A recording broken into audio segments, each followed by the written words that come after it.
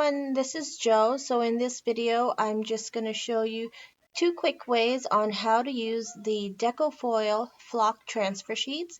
Cat Scrappiness carries these in a variety of colors. This particular color is Purple Punch. I also have it in Sunshine Yellow.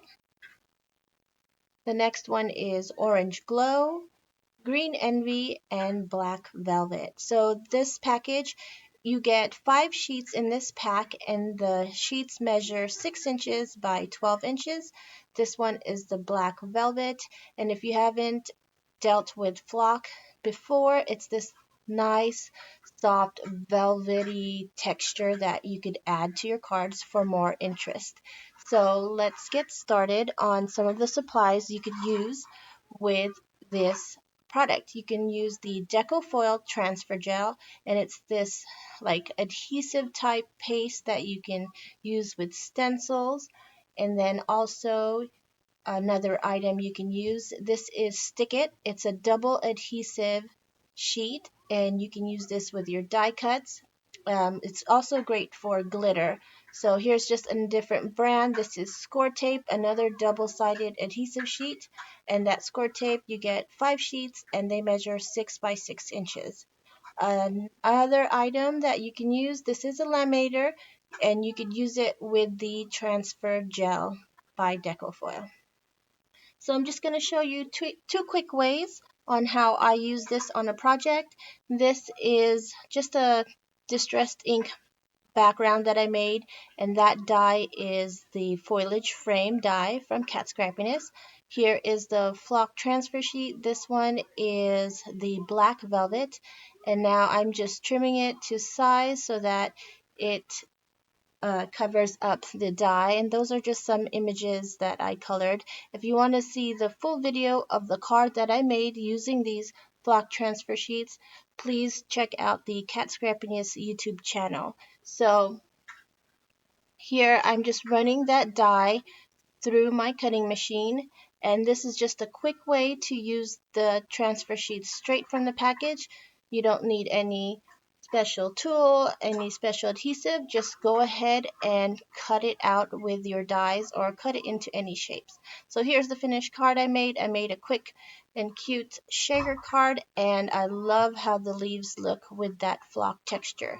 Okay, so technique number 2, here is another background image that I created, and again I'm using the foliage frame die. This particular double-sided adhesive, this one is Score Tape, and you get 5 sheets and they measure 6 by 6. This Score Tape adhesive is really nice and thick.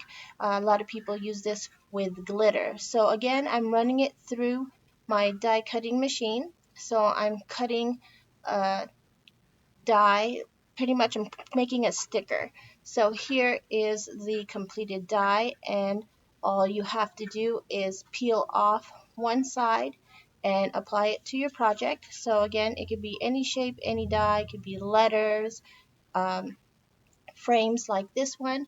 And this score tape is very strong, so once you lay it down, it will stay down and you cannot adjust it. So be sure when you lay it on your project that it is where you want it to go, because that's where it is. So here I'm just lining it up at the bottom of my card there, making sure all the edges are even, and then I'm starting from the bottom all the way to the top.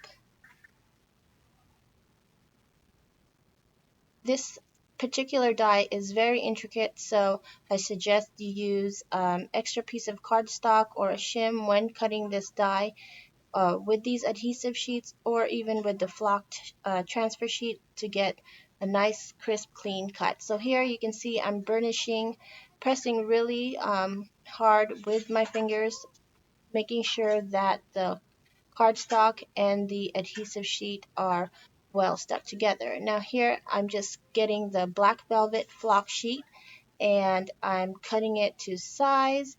Here's a quick tip: always cut your flocked sheet a little bit bigger than your project, making sure that you have enough flock to go over the edges. Otherwise, your project will not pick up any of the flock transfer. So here I'm peeling off the rest of the adhesive backing on the front, making sure I get everything off.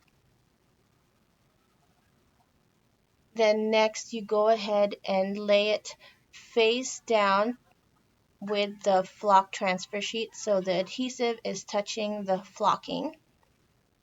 And since I cut it exactly to A2 size, which is a 4 1/4 by 5 1/2, I want to make sure that it is laid down perfectly. So here I'm just lining it up with that flock transfer sheet and pressing it really hard and evenly, because you definitely want all of that adhesive tape to be touching the flock transfer sheet.